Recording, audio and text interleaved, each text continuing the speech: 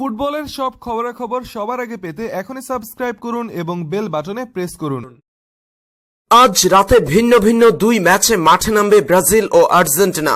ব্রাজিলের প্রতিপক্ষ check Republic ও আর্জেন্টিনার প্রতিপক্ষ মরক্কো। এর আগে নিজেদের প্রথম আন্তর্জাতিক প্রীতি ম্যাচে ভেনেজুয়েলার কাছে ৩-১ গোলে পরাজিত হয়েছিল আর্জেন্টিনা, আর ব্রাজিল ১-১ গোলে ড্র করেছিল পানামার বিপক্ষে।